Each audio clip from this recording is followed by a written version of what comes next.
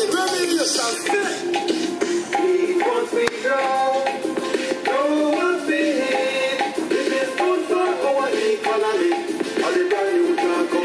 to another AgroBuzz, our weekly agricultural program, right here on Durain's Coffee Break. As we continue to highlight careers in agriculture, we take a look today at a very important subject area, the provision of extension services to our farmers.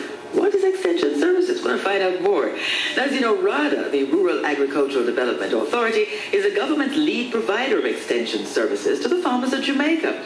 Now, RADA is an agency of the Ministry of Agriculture and Fisheries, and in fact, this year, the authority is celebrating its 25th anniversary, so they haven't been around just yesterday. Right. Today, Mrs. Alicia Chambers, Extension Officer, RADA St. Andrew Parish Office, is my very special guest. Good morning to you, Ms. Chambers. Good morning, Doreen. How are you? I am great. How was your morning? Not bad. First of all, let me say happy 25th anniversary to your organization, and let's get right down into the program today. As I said, an extension officer. Who is an extension officer? What do you do?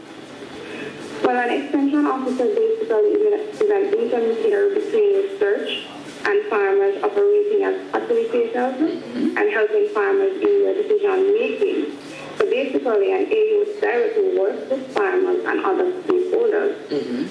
Their primary role is to aid these groups. As I said before, make better decisions to increase their agricultural production. So an extension officer is constantly or is always armed with the latest techniques or technology and information that relates to agricultural production, and then this information is normally transferred to the farmer by way of our extension services that we offer. I see why you're such an important part of this whole farming process, because you're giving advice and everything all the time. Always. We have to keep the farmers with the technical advice using different approach, such as we will conduct field visits with the farmers. We will have model training with the farmers. We will have practical demonstrations with the farmers. And we actually will set up demonstration plots with the farmers where we would meet the farmers out there in the field and to train them in whatever best practices depending on the specific area. All right, Ms. Chambers, what's some of the projects that you've worked on recently? Tell us. Well, currently, for my extension year, being an extension officer, I'm currently working with USA Commit 2, where we are establishing or working with a group of unattached youth, right? We want to get them off the streets and get them involved in some level of production. Great. So I assisted in writing a beekeeping project or agriculture project. So at the end of this project, each of the participants will each get a startup in terms of providing them with the materials in order for them to start up their own beekeeping project. That is wonderful. Now, why did you decide to become an extension officer, Alicia Chambers? Well, I guess it was in me. Growing up in a rural community of St. Anne, I saw my grandparents normally getting up, working hard and struggling to meet ends meet, you know.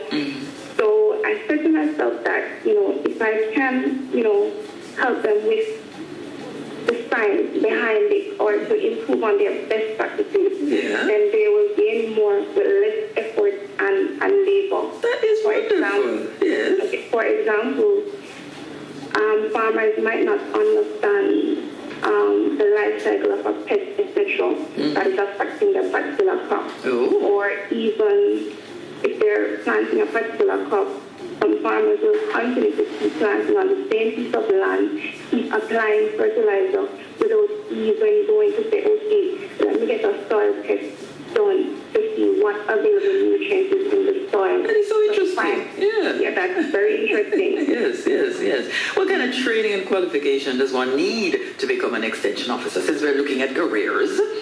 Okay. The educational requirement for an extension officer is an associate degree in general agriculture or a bachelor's degree. And these can be obtained at the College of Agriculture, Science and Education or the University of the West Indies. However, there's also other institutions that these young persons can also attend to get more practicing the skill areas such as the Ebony Park, that's in Tollgate, and you also have the Knockout Agriculture School and the City Pagan High School, where focus on agriculture is also necessary there. Wow. What is the advice you'd give right now to some young people listening who are not quite decided what they want to do and who maybe know, hearing this, interested in becoming extension officers? Well, it's a good profession. You know, you get to engage yourself and add to the value of your country to increase on the production. And basically, you have to have a passion for it and not just see it as a job to earn money. And also engage yourself into the practices at an early stage, and this experience will be transferred to the farmers easier. Right, and boy, I'm happy that we're focusing on these alternative careers and so many things, interesting ways you can get involved with agriculture for your future. Love it. Thank you so much, Alicia Chambers. Continue to have a wonderful day. Thank you. All right. Alicia Chambers, Extension Officer, RADA, St. Andrew Parish Office, and she was our very special guest this morning. She's an Extension Officer. Now remember, the provision of Extension services to our farmers is a very important part of ensuring the growth and sustainable development of the agricultural sector in Jamaica, and the Extension Officers of RADA are playing their part in making agriculture sustainable. So to find out more about them and other aspects of the work of RADA and the Ministry of Agriculture and Fisheries, visit the RADA website at www.rada.gov.jm and the Ministry of Agriculture and Fisheries website at www.moa.gov.jm. And don't forget, tuning in next week for AgroBuzz.